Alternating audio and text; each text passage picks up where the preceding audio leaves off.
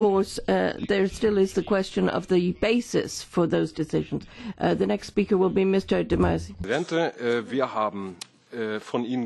We've heard from you, Secretary of State, that first of all, that Madeira is not a tax haven, and that secondly, nothing illegal is happening in Madeira, and thirdly, that the Commission has approved this, and that there are further tax oases in the EU. I would like to contradict that you are a tax haven. There are illegal things going on. We know this from the football leaks.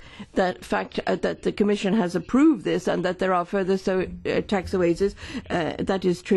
But I'd come back to what Mrs. Professor, that the free zone is a driving force for the zone, and there are no indications that this system is not in line with the provisions. Now, according to a study by the Irish broadcaster,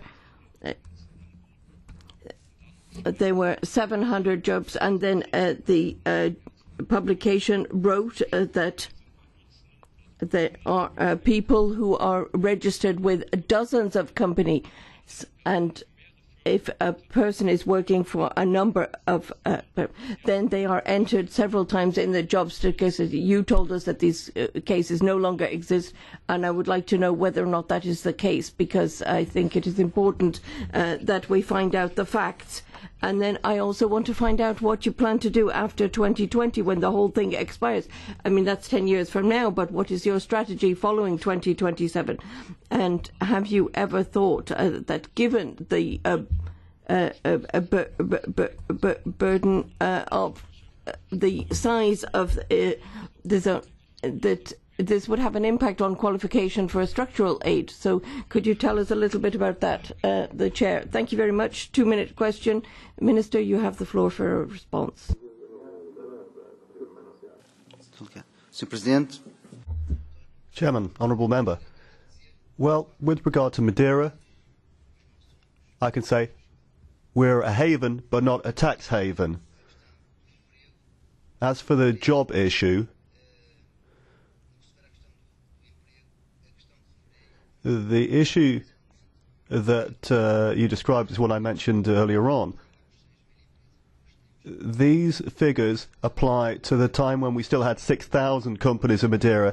These days we have 1,500. The situation is entirely different to the one you describe.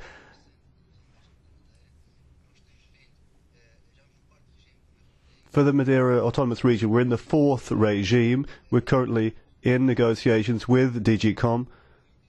These were very long, drawn-out, difficult negotiations, but they allowed the region to develop, and we have responded fully to all of the concerns expressed by the European Commission.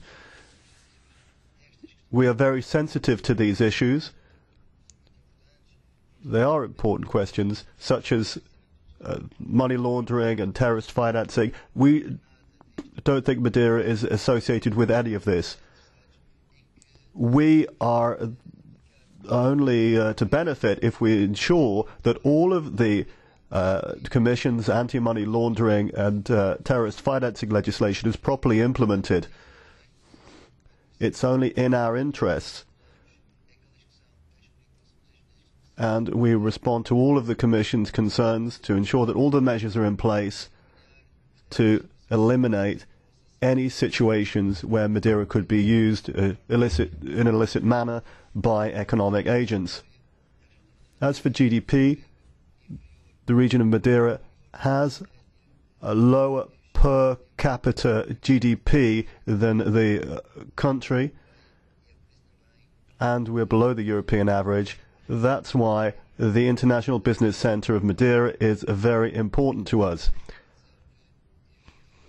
But I should also say that this GDP data was reviewed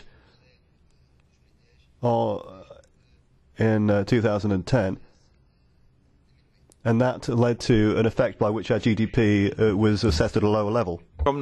Thank you very much. The question on the labour market statistics, the fact that people were counted a number of times You haven't actually responded to that question, but perhaps if you're not able to do that now, you could send us in a response in writing. The next speaker will be Heidi Hautala for the Greens.